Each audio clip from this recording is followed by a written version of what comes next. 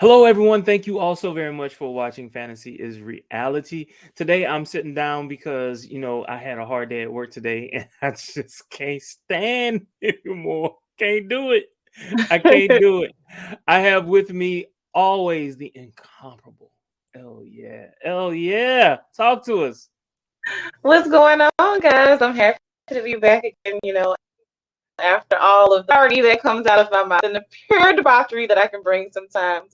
I am glad that I am welcome back on Fantasy is Reality. Always, always, always. Okay, so today we're talking about the Green Council. We've got a lot to talk about. And what we don't really want to do a recap, but we do want to talk about some parts of the episode that we thought were significant that we definitely want to talk about, laugh about, and just be like, did this really happen?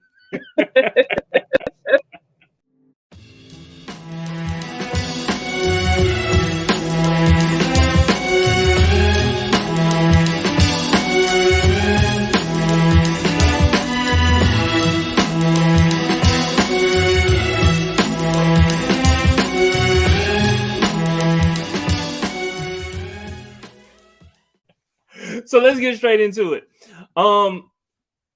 So at the very beginning of the episode, we find out that Viserys has died, right? Touching moment, even the way that they opened up the episode, it was somber, all of that good stuff.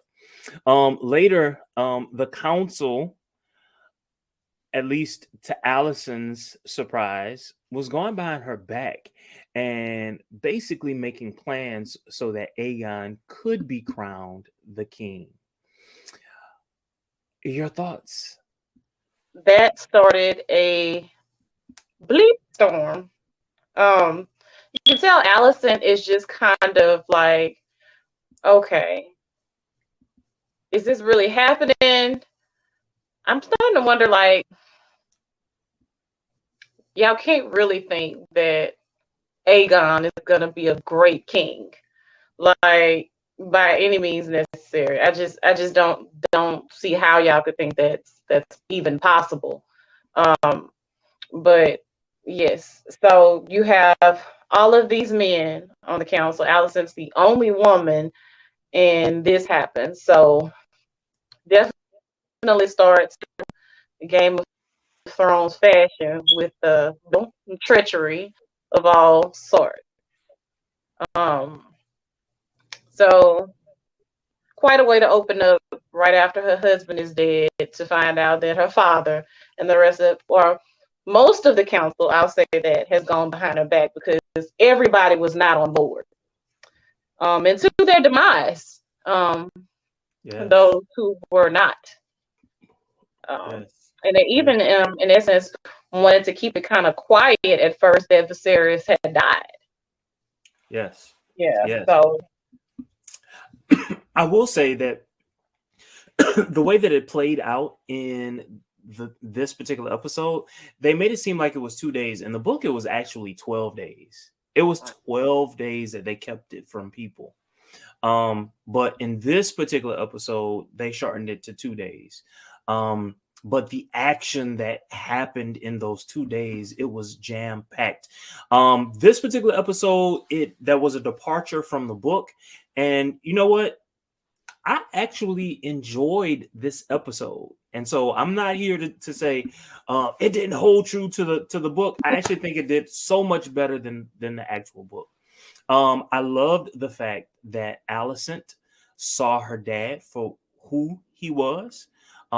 She basically admitted, "Hey, look, I've been naive to you all this time, and now I'm realizing what's happening. You mean to take us to war, right?" And she still has a certain level of affection for Rhaenyra, right? absolutely. She cannot allow Rhaenyra to be hurt. She can't. No matter what has happened in the past, she can't, right? And I'm a kind person. Even though like when we're talking about this show, I'd be like, I kill him. I kill him. Kill them all. Kill them all. You don't have to worry about them anymore after they're dead. The dead have no debts. So, so yeah, she makes that very clear to her father. Like, no, I don't want to harm them, and he makes it clear to her, like, no, they all have to die because they're Yeah. not going to stand by while we crown your brother. I'm sorry, not your brother, your son. So no, they all have to die. They Mhm. gotta go. Now, in true fashion, like he's really like that makes perfect sense. That would avoid a war, but her personal ties to Rhaenyra just will not allow that to happen. She just will not allow that to happen, and that's a certain level of loyalty that I do appreciate. I appreciate real, true, honest loyalty. I do. And the kindness, just that level of kindness that a person has, that draws me near to characters who are kind. I gravitate towards them. It's relatable. It's absolutely Mhm. relatable. But meanwhile, there's all this fuss about crowning Aegon, and this man is gone AWOL. Aegon. But going AWOL to do what? Lord Jesus. And all of the disciples. I Aegon. mean, this is not dogs. This is not dogs. Aegon is absolutely terrible, terrible, a horrible human being. Like the things that he enjoys is absolutely stomach turning. And to know that one of his kids, one of his bastard kids, is one of the ones that's participating in this. How could you allow this to happen? Yeah. He is a very twisted individual to say the least. And it's not like the things that he finds enjoyment from is unknown. Like it's well known that this is what he does, this is what he enjoys, and you know, he's just out here doing the thing, and it's just like, no, you're royal. Like, what are you doing? It's akin to being evil Yeah, in my it's mind. like you have your feelings about Damon's darkness and the things that he kind of found himself into, but then when you put him up against Aegon, you're like, Damon's a freaking saint. But look, let's think about it for a second. Most, especially the men who are Targaryens, there's something crazy about every last one of them. Yeah. Save possibly Viserys. Yes, he's the only one. I'm like, dang, are you really a Targaryen? Because you are human one. But realize he no longer rides a dragon. Right. I still think that there's something about riding a dragon that warps your brain. That's what I think. I don't know what your thoughts are about that, but Yeah. Gives you a little extra edge, a little extra fire. Like, crazy, yeah. crazy. Crazy. To put it in one word, crazy. Yeah. Speaking of crazy, let's talk about Clubfoot's foot fetish. Great segue. Yes, Clubfoot's foot fetish. So, okay, paint a picture for me like I'm 5, right? And all the imagery, please, because did Alicent know?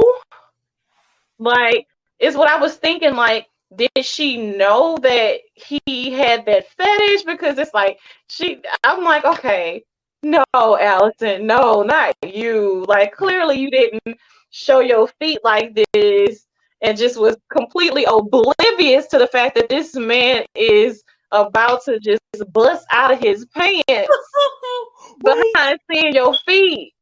wait. That was not the first time, because this is what she did. She turned to Yeah, the side. She heard what the man was doing. yeah. And inside her, this was not the first time that this has happened.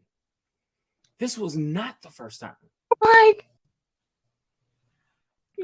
like what's going on? Like, so we talked about this before. I don't know if you remember or not. Like, I don't know if we did it on camera or off. I can't remember. But like, does he have a thing for Alicent? You and I kind of had that conversation. It was like, well, no, maybe not. Like he has his own agenda or whatever. Because there was kind of a little weird twinkle in his eye. He smiled funny, like does he have the thing for the queen? Like, no, that ain't.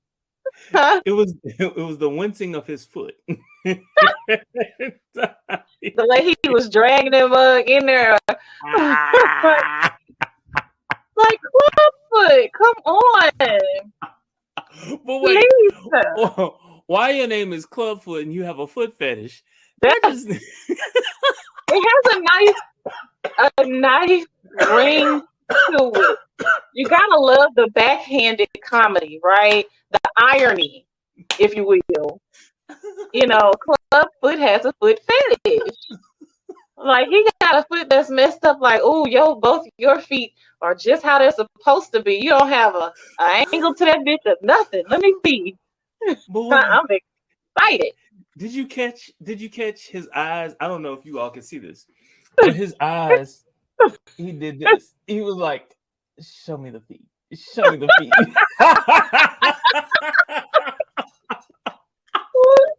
And Alicent, with her goody two shoes, non-goody two shoes ass, set both of the feet out for him. She propped them up. Yes, and raised her gown a little bit, making sure you get a full bird's-eye view of these feet. Yes, she did. I loved it.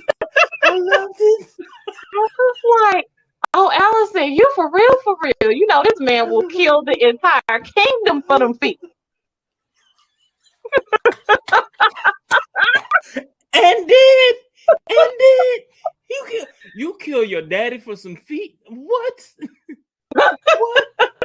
And your brother too. I'll kill 2 for each foot. You know what that give you? So.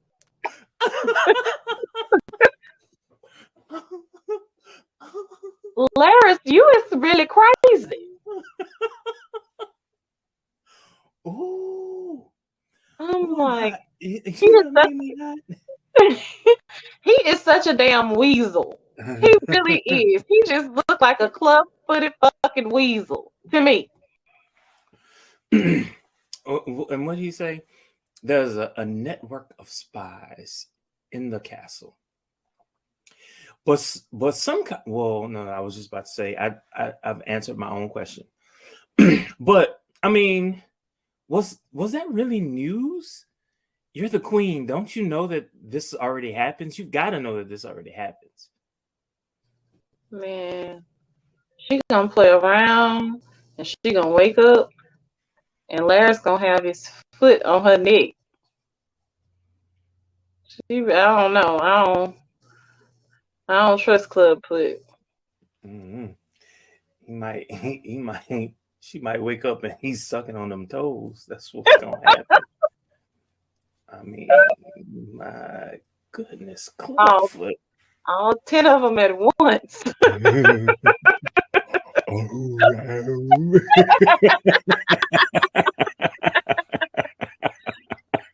So yeah, fantasy is reality. There is some very, very humorous things that happens within this show, guys. Like, oh my goodness, from all out treason to foot fetishes, you can find it all in the House of Dragons. Yeah.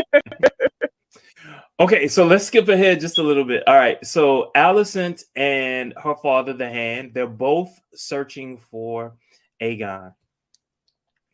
They can't find Aegon, and then all of a sudden, one of White Worm's acolytes finds the twins.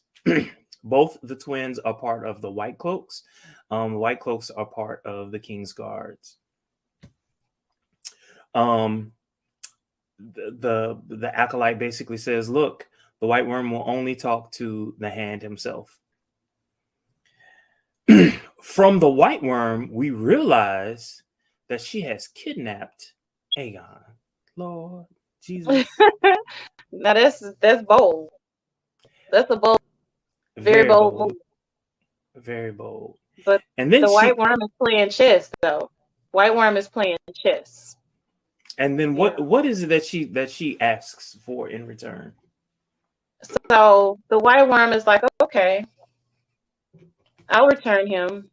But what I need you to do for me is stop basically looking the other way while my people are being exploited, specifically the children. That Aegon has found such a delight in having these kids get into these really gruesome and disgusting, grotesque fights.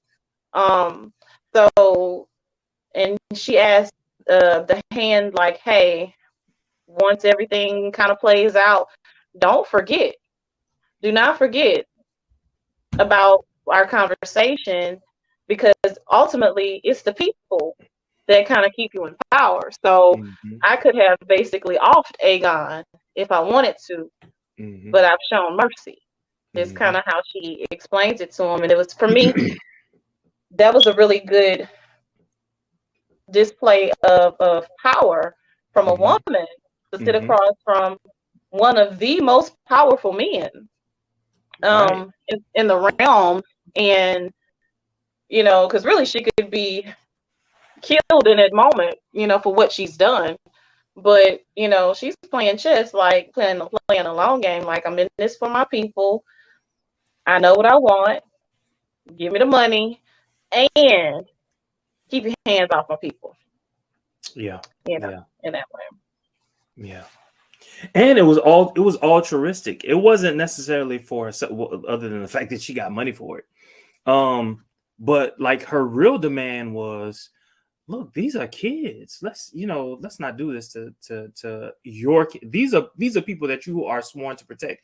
And more than that, she also brought to light the fact that the gold cloaks, these are the people who are over the city watch, basically the police.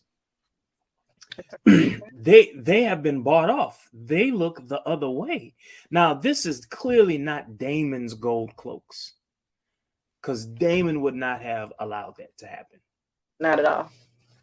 Now, ain't that something? As much as we say that these Targaryens are crazy, there's some of them with like some true level of decency. Crazy, but levels of decency. Right. That's why I said Damon would not have nearly gone as far as Aegon. It's almost like Aegon is this little entitled prick. Of course, you know, with the conversations that he has and the things that he says and does, you realize like he's really insecure, you know, and all these things that he has going on. But he gives off these prick vibes, and it's just like you want to just decapitate him in every scene because, well, seriously, because he keeps like up in the ante on the type of things that he does. He just gets more and more ridiculous. Mm, mm. You know, even as a child, you know, he's jacking off on the side of the castle. Like, okay, whatever. I thought that was the funniest thing ever. You know, and then you raping servants, and you Oh know, yeah, yeah, yeah, yeah. But the other way of looking at it, if you want to look at it from his perspective, his father chose not to make him the king. You know, this is still a male-dominated society, and so having a son should have, in any other reality, it should have said, okay, even though Rhaenyra is alive, she was my firstborn, I do have a son, it's going to go to my son. He chose, and Aegon said it himself, he waited 20 years, and now all of a sudden on his deathbed he's going to proclaim me king. How is this even possible? You know what I'm saying? Like, he ain't love me you don't even any like more me. than you love me. Right. Oh, that's exactly what he said. He said he didn't like me. That's true. You're right. He said he didn't like me. So, that would have put some thoughts in my head, Yeah, growing Aegon up. definitely has daddy and mommy issues. Yes, major, major, major. I feel for as I'm thinking about, I feel for now King Charles. I'm so used to calling him Prince Charles. Ain't no telling what's going on in his head. Mm-mm. He doesn't have that kind of power though. All right. So we kind of, talked about it. We led up to this point. So Alicent finds him first, tells him, "Look, your grandfather is going to want to kill Rhaenyra and her kids. You cannot allow that to happen." So, whatever. Let's assume that he's on board with that. Up to this point in the book, it happens a little differently. So they get to the Red Keep. He's to walk in, and he does walk in. And, it was a nice little entrance. The swords coming up, and he's walking Yeah. through. Little short self. So he walks through, and they go through the little ceremony or whatever. His grandfather is the hand. He does most of the work. All up until the point that Kristen Cole basically crowns him, which I thought was a little odd. The fact that Kristen Cole was the one, which kind of leads credence to the possibility that his real father could be Sir Kristen Cole. Mm. Boom, boom, boom, boom. I mean, the book never alluded to it. But Look, I and am. Look, and he did come out with this blonde hair, so I don't know. I don't know about that. Well, the guy, the little boy in the pit had blonde hair, and he couldn't have he, meaning Aegon, couldn't have fathered that child to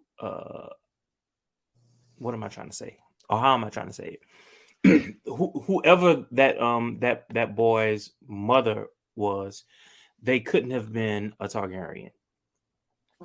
Couldn't have been. Otherwise, how would he have ended up there? So, I think it's a luck of the draw in terms of how you end up looking. Okay. Get rid of it. I'm not saying I'm right. I'm just saying that's what I'm thinking. I mean, you are a Virgo, so we typically are right. So I'm not gonna go back and forth with you there. So yeah, he's got his crown. When he first walks in, he's kind of unsure, but as he kind of gets a little bit further up there, he's looking a little more confident, and then by the end of it, he's like, he's really feeling it. He's feeling himself. Meanwhile, Rhaenys, see if did I say it right this time? Rhaenys. We've been butchering it. So we did skip over this part. So Rhaenys, she escaped from the castle, all up until the time that they were ushering all the citizens into the Red Keep so that they could see the crowning of the king, to add an air of legitimacy to Aegon being named the king. Well, no one knows that she's there, so she kind of slips into the bottom where the dragons are kept. So we kind of forget about her. We think, hey, she's getting her dragon, she's gonna leave. Yeah. Lord Jesus. When I tell you Rhaenys for president, I want to ride with her. Okay. Did you see how big her dragon was? What? Look, okay. Listen, I've seen some small dragons, and I've seen some big dragons. I want that dragon right there.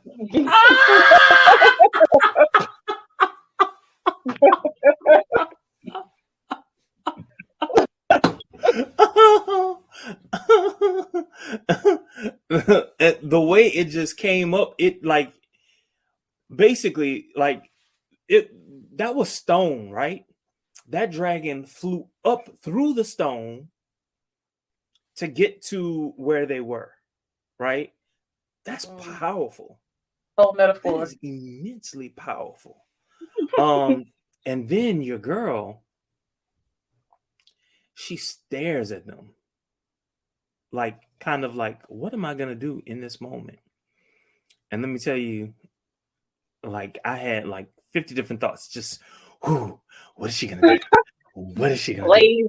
Blaze all of them up like you are in California, Rhaenys. Blaze them up is what I'm thinking. Start with Aegon first, because the world does not need him. I did think that it was not. Look, I am warming to Alicent. I really am. This is what she tells. This is what Alicent tells Sir Kristen Cole. Protect Helena or Helena, however you pronounce her name. And then she stands in front of her son.